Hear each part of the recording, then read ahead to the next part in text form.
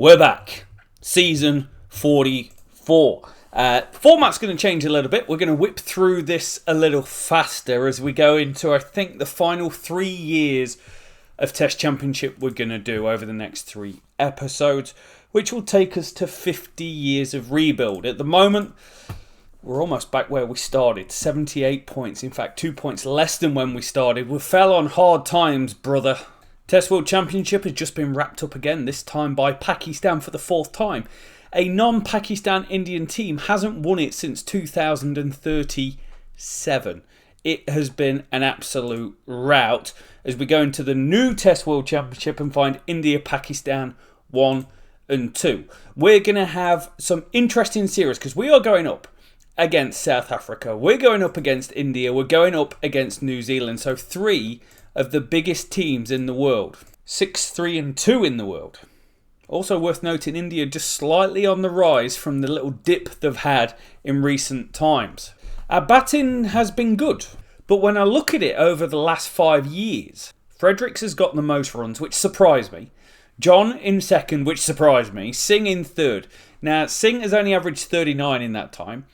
But Joseph, who's got a career average of about 40 and I rate quite highly, in the last 5 years has only averaged 36. Add that we have Bennett there as the keeper, averaging 35. The ones to hold on to is a holder. And Maharaj is coming in average 43. John and Fredericks both averaging great numbers. Fredericks averaging 48 in the last few years. The thing that he doesn't have is a vast array of centuries, only 8 of them, and he doesn't really go that big when he gets in compared to some of the players we've seen in recent times. And if we look at bowling as a team this decade, we averaged 34.86 in the last 7 seasons, which is atrocious. 2067 was one of the better years we've had lately. 3.12 economy rate, 557 strike rate. They're not good numbers and we averaged 29, so maybe taking a good step in the right direction with the ball. Also, I mentioned this guy, Marlon Samuel, 24 years old. He's averaging 45 now in one-day cricket, so I think there's going to be a call to get him involved. The thing is, he's only played 11 first-class games, but what can you do? His second team average is phenomenal. It's 79.46, which is up there with Fredericks and John and where Raymond Campbell was for a big period of time. There's also this guy Davis who's got an 83.94 average but played no cricket. He's not the only guy we've ever seen come in like that. So without Maharaj for the series, but it does give us an opportunity to play Samuel. He's not got a position in first class cricket, but he's very aggressive, which I am a big fan of. Holder comes back in, possibly mistreated a little bit. Where was he? Last year he averaged 90, he was really good. Year before, he averaged 17 the year before, so it's not all sunshine and rainbows. We have got Desmond Foster around as well. He's in the squad. Again, we've got some different bowlers in the squad. So we're going to stick with Wallace and Vaughan, or bringing back in Wallace. Vaughan and Ramnarine. Vaughan and Ramnarine were okay last year. Also brought in, I want to say Errol Spence, but it's Eldon Spence. 86 wickets at 27 at 2.91 as a spinner. Gives us a second spin option.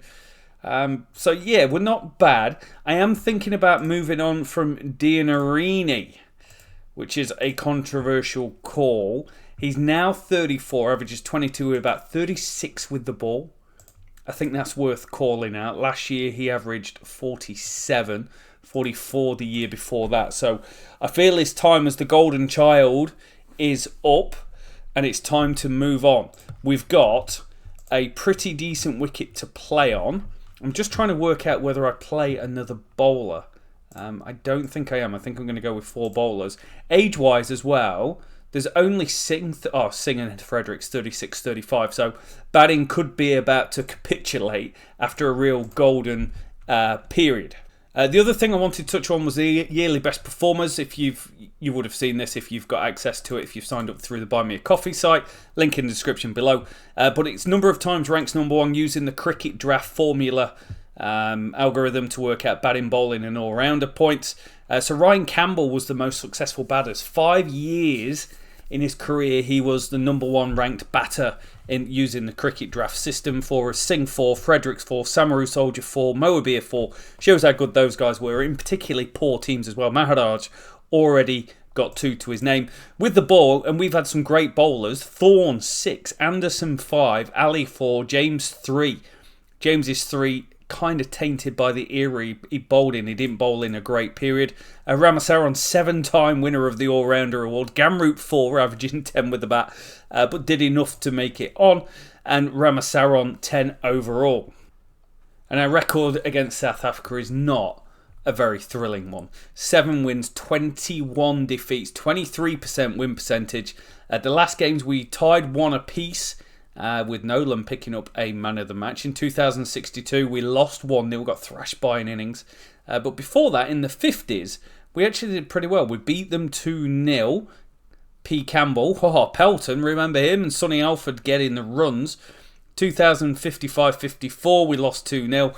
So it's going to be a difficult series, but we are going to bat what is the most aggressive lineup we have had. We've got a very good lineup where we're averaging quite a lot, but these 2 seasons stand out like a country mile. Strike rate of 70 in 2066, and this year a strike rate of 77. They're way above anything else we've done. Literally in the first over, and they've got some dibbly-dobbly bowling that takes a wicket.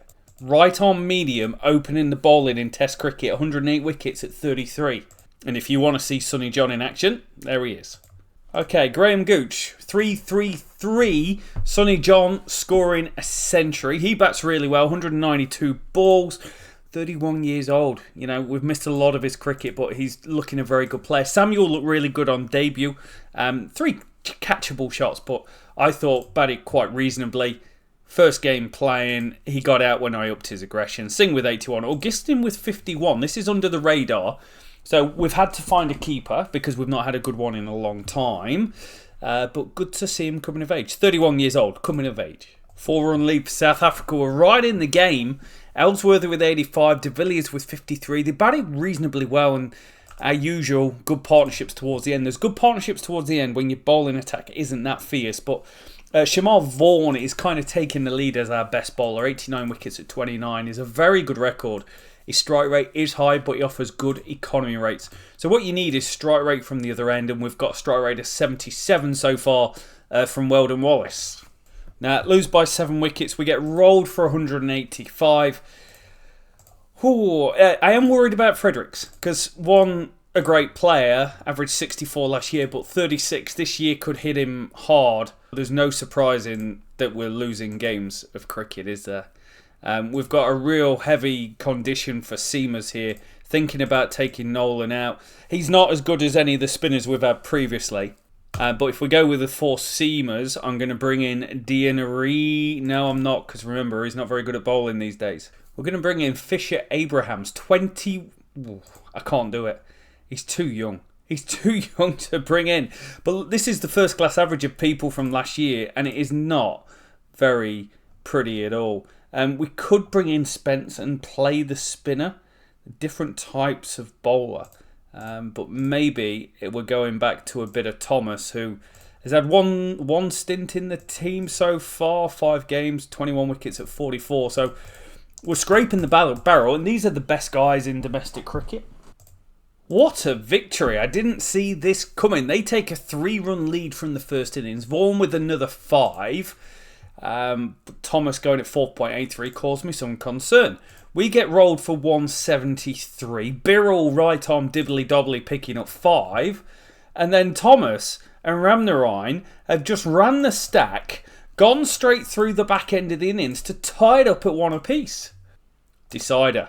We get a similar sort of wicket. I think I'm going to go for... I want to call him Errol Spence. I'm sure he was royal family type stuff. 27 years old. Different type of spinner. We're doing it. Another improbable victory. We get 263 and we don't bat very well, and we get dibbly-dobblied out by Aidan Burrell again. This is quite an incredible series. I have seen good medium paces on the game be quite overpowered at times. They take about a 22-run lead. Ramnarine with 6. Again, back end of the innings, just towards the end of before the second new ball. Very, very good. With the bat, very poor from us again. Birrell with 3 again. And they only need about 180 to win, but we get blessed with the most amazing bowling conditions on day number 4. We run the rack. We win 2-1 in South Africa. Transform our fortunes. Joseph averaged 42 at number 3. John 52. Singh 35. Samuel 24. Holder 12. Holder is quite old as well. But we've gone with him because he's averaging 50 in Test cricket. Why wouldn't you? Ramnarayan and Bourne, that to me is stability. That looks quite good. Spence, 2 wickets at 19 in that game, was pretty good as well. And the World Test Championship looks pretty good. When it comes crashing down and it hurts inside. India. We're going to India. Don't know why Hulk Hogan's in India. Never easy. But if we're going to win the Test World Championship, you've got to win in India at Pakistan at some stage. We get spinner's deck. It does give us an immensely long tail. So we've got to drop a bowler. Again, which puts a bit of pressure on. 2 seamers, 2 spinners, and we've got these conditions. That doesn't quite feel right. I actually feel like Dean Arena is the right choice because it will balance the team out in terms of the bat. It gives us a little bit longer. I can't believe I made the check. Oh, we dropped down like almost a whole star. Oh, this could be trouble. This team absolutely drives me mental. We've played really well here. Joseph with 100 in the first innings. John with 100 in the second innings. They need 388 to win, and they do it easy on an ultimate spinner's deck. When we got the spinning conditions, they knocked us around for 40 overs at 4 and over. They absolutely controlled it. It's why they're one of the best teams. That was a great opportunity wasted. And we get a road next time. So Deanarini out, Wallace in, and Nolan in as well as the sole spinner. Holder comes in to bat at 6, pops us up a little bit, but we're bowling on a road, and we've seen against India, this doesn't end well. 2-0 down. It's a tight old game, this. Chahar, he likes batting against us. He's got a wonderful average of 48, but if you look at him against us, it's 73 with 4 centuries from 8 games. So Nolan with a 5 was kind of nice to see. We take a lead thanks to some good batting. Tyrone Singh still getting it done at 36. Test match century, number 25 for him. 100 for Sonny John. We get 222 opening runs stand, and things are looking quite nice. And we get 3 early wickets in the second innings. But then Vardhan and Patil make hay while the sun shines. 194 run partnership there. We need about 380 to win. And we give it a good go, to be fair. Our strike rate was high. We get 136 from Jordan Holder. It's few runs, but we lost the last few wickets very, very quick. We go 2-0 down. Now, the India tour goes as well as a lot of the previous ones. Chahar scores yet another century against us. 3 this series. Like, I literally can't get him out. 5 centuries from 9 games. The kid is next level. 495 plays at 236. We're a long way behind. They don't enforce the follow on. They cash in. Patil 163 off 184. 6 centuries for him from 16 test matches. They've just got another one, haven't they? They really have. He's scored 3 centuries. And then we're 308. So we go down 3-0. Batting wise, we get some good performances from probably most of the top 6 were quite reasonable, but we've been smashed around. Our bowling is just trash, man. Also worth noting, Nolan is now averaging over 30 with the ball. That's quite poor, going at 3.76. Okay, New Zealand in town. We are going with an all-seaming deck. We're going 4 seamers. None of them averaging under 30. Wallace averaging 49. What have I done to deserve this? And they're supposed to be all in the peak. Like, this is a generational worst bowling attack that I've ever seen. It's outrageous. Also, Samuel under the radar, only averaging 33 from his first few games. But we're bowling first against New Zealand at home. Oh, this game is driving me mental now. we've just gone from 4 for 221 to 250 all out. No, I firmly believe we might be the worst team in Test cricket. And maybe the worst team with... Well, a batting's not bad at times, but it wasn't very good here. They get 319, and I'm thinking, that's too many. And we were going round the park. Thomas, from 7 games, 72 strike rate, goes at 3.7 and over. We've just got some trash bowlers. Maharaj bats well, but then we get the phone number treatment. They get 269. Again, Wallace going around the park this time. He's averaging 48 from 8 Test matches. And then this happens. And we don't fight back and we go down. We are just a very, very poor team at the moment. We get 50s from John and Samuel, but again, our phone number sort of order gets done. Went for a bowling deck, hoping it would help our bowlers, and we got smashed around the park. Big time. A 191 run opening stand. We're way behind the game at this stage, but we come back strong with 407, but we're so far behind it's going to make it absolutely impossible to do. Particularly on a seaming deck, our bowlers are going at 4s or 5s or just round the park. It's again another disappointing performance with the ball. Absolutely nothing. Ramnarayan's the best of a bad job. From his 19 games, he averages 33. It's not good, is it? There's not a lot to like about it. The world ratings don't like anything about it. The Test World Championship doesn't like anything about it.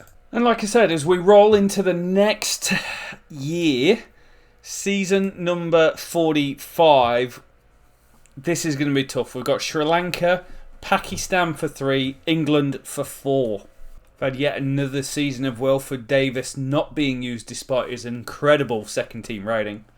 I can't let Wallace keep robbing and living in Test cricket, or Thomas. So both are going to go, and we're bringing in Harris and Rancham, both 25 years old. Harris has only played 7 first-class games, but an average of 22. Rancham, 149 wickets at 29 with a 4.01. He had an exceptional last year, 38 at 24. So Harris and Rancham on debut. No change to the top 6. The Asian team, Singh's going again at 36. Holder's now 34. The averages are pretty decent throughout, to be fair. Gotta find a way of getting a result in Test cricket. Okay, that's the best win we've had in a very, very long time. We've bowled them out for 125. We get 4 for 33 from Rancharan on debut. I like to see a little bit of that. He is a strike rate sort of guy. Harris with 3 for 29 as well, bowled really well. He's a strike rate guy with a little bit more economy. So that was good to see. We get 476. We get contributions from most of the top 6, with Singh scoring 120. Test match century number 26. He's actually been very good since he's dropped down the order for us as well. And then we bowled him out for 174, led by Ramnarayan, 1-0. Also, run-wise, Singh, 10,981 runs. That is quite an incredible record. 10,720. And he's actually had a little bit of a resurgence with 2 good years in the last couple of years. Scores a lot of low scores, but still scoring centuries, which is good to see. But what I wanted to check out was his position stats, because he's actually batted everywhere. And he's averaging 41 down at number 6 for us, which is actually quite reasonable from the amount of matches he's played.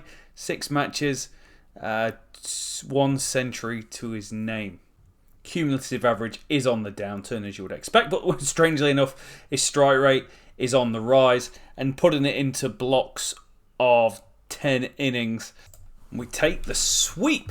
Not the most convincing performance, but we do win by 165. We get rolled for 213 in the first innings, but Rancharan with 31, it was a nice surprise. He has got a 99 not out in his career, so maybe something to work with there. They take a pretty lofty lead, 104 from Akuz, averaging 25, but chooses today to be the day he goes, hey, I can bat. And then Samuel with 158, but this wasn't just 158. This was 158 in challenging conditions. We were pretty poor when it wasn't overcast, and then it got overcast, and we just put up some big partnerships. 181, an 85, a 51, a 56. Really strong performance. Harris with a 5. Really happy about that. So we do win 2-0. We do, in bowling conditions, have 5 players averaging above 40. And we do have Harris and Vaughan and everyone with the ball looking reasonable. So I'm happy with that. Happy with that. And now you go to Pakistan. World Cup's been and gone. We make the semi-finals, which is quite a nice change. But England pick up the T20 World Cup. This is going to be a challenge. What do we get? We get a bowler-friendly deck. Good for seamers, good for spinners. So we're going to have to play our spinner. Singh's going to retain at 6 after 128 of the finest test matches. Just worth noting, let's go historic. In terms of runs, his 10,865 is more than Sir Vivian Richards. Just behind Chanderpaul. I don't think he'll catch him though. 26 centuries as well. Second for us, just behind Rayford Campbell. And his incredible 3-4-1 against Zimbabwe, third highest West Indian score of all time. You're liking that, and you look at the bowling, and there's no one for a long period that is bowling for us.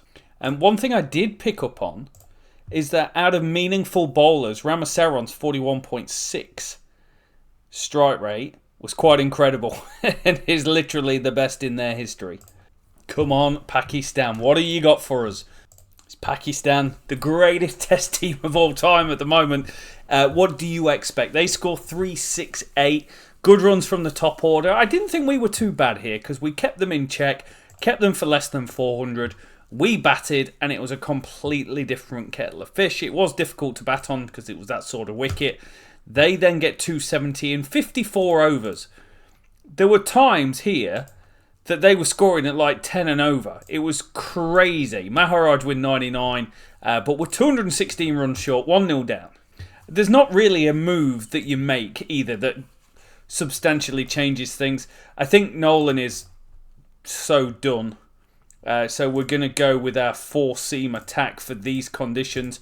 A little bit risky because it will spin. I'm kind of put all my eggs in one basket. The West Indies are not done just yet.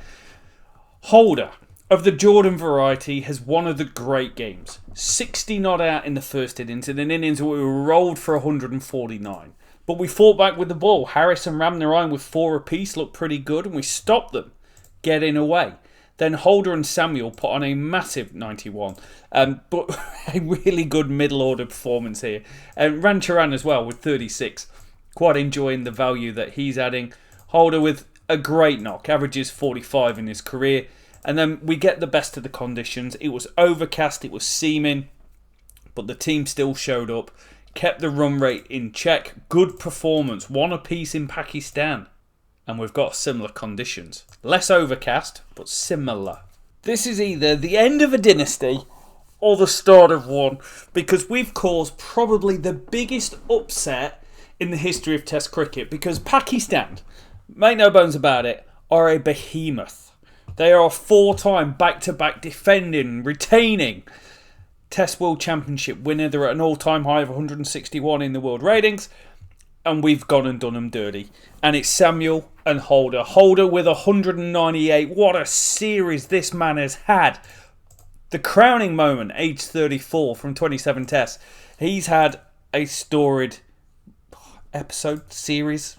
Good time had by Hall.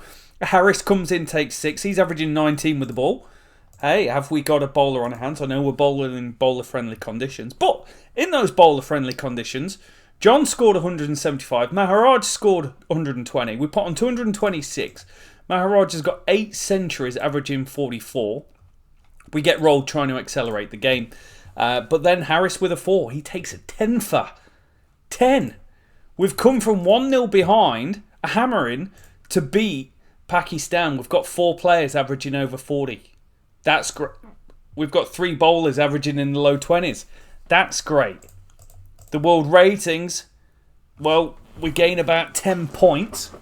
And the Test World Championship looks less mediocre than it has for a long time. And our bowling attack over the last 2 years has just started to stabilise after this sort of era. England at home we're going with seamer-friendly conditions. Why not? Also, Singh is going to hold his place over Fredericks. Looking at the current year, other than Joseph having an absolute mare, age 32, averages 38. Other than him having a mare at 3, there's a lot to like about the batting. Nolan, no, thank you, sir. Your average of 79 is not wanted around here. Rancharan averages 37. So there's a question mark there, but this year we've got averages of the low 20 variety for 3 of our bowlers. Is the corner slowly being turned?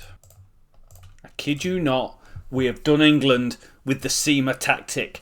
We do okay here. We get 304 in the first innings. Everyone really chipped in and got starts. Bowl them out for 284. Ramnarine and Harris looking very nice. And then we do even better. 395. 200 partnerships for the opening stand before getting rolled a little bit, but we're just trying to accelerate the game, and then we bowl them out in the final session. They offer great resistance, but Maharaj takes man of the match, top scored both innings, and we've got a 1-0 lead. As we go unchanged for a similar sort of pitch. Can we keep playing the same card and getting the same result? Lose by 52. 3-4-1 in the first innings for them. Ramnarine with a 5. He's a good bowler. He averages less than 30 for us. I'm going to take that every single day. We failed a bit with the bat here. John first ball, Holder 8, Singh 2, Augustine 3. So we're a long way behind the game. We fight back. They're scoring quickly here. 263 off 60 overs. Wood with 100 off 114 balls. Puts us behind the game. We need about 390 to win. And it's not looking good. But in the end, Samuel steps up with 123. He's had quite a good series for us. Pops his average up to 48 from 15 games. But we fall short. 1 apiece, 2 to play. It's no good. We get pumped and dumped here. 3-4-5 for England to get 115 from Paul Porter down the order of Yorkshire and England fame. 5 tons from his career. He has a good day against us. We get rolled for 207. Look very poor with the bat. They get 317, and all of a sudden we need about 400 to win. I thought we might have a chance when we were 120 for none and scoring at an absolute ridiculous run rate. But it wasn't to be. We go 2-1 down against a better team, 3rd in the world. What do you expect? Making one change. I'm dropping Joseph, who's averaged 28 this year, bringing in Fredericks. Singh can hold the skipper's armband. And we get the win to tie the series. One of the great run chases as well. 304 for 7 to win. And we get it done with Frederick scoring 163 coming back into the team. He's like, I'm not done. I am not done yet. Tie the series against England 2 apiece. It helps us in the world ratings back up to 91 points. We have some good batting. They have some good batting performances. We have some good batting performances from Fredericks, Maharaj, Samuel. Singh only averaging 15. There's a worry there because he is 36-37. And Harris and Ramnarine with a new ball were incredible. Does mean we're going to finish the Test World Championship very much mid-table, as it's going to be a Pakistan-India final again. I feel we've just started moving in the right direction. Our Test wins per year is slightly on the rise from where it's been at the bottom. Our ratings per year is back up.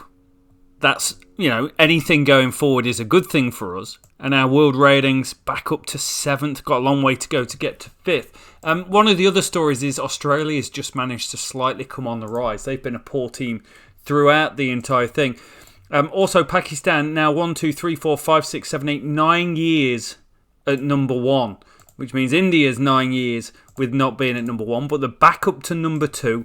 And Pakistan down from a career, I'll say here is safe high of 163. England won another T20 competition. There was a weird ODI glitch where they played 2 ODI World Cups back to back. And Pakistan have got a chance of winning 5 straight World Test Championships. It's very much a closed shop. For us though, I feel we've taken a step in the right direction. We've got a 47 percentage, including a win against Pakistan and a 2-2 draw against England. That's the best we've been for about 10 years. So thank you so much for watching, everyone. Slight change of format, doing 2 seasons in 1 episode, but we'll be back. We've got 2 more episodes to go, 2 more West Test World Championship cycles, and we'll call it quits there. Can we, by season 50, go and win this competition? We'll see you soon.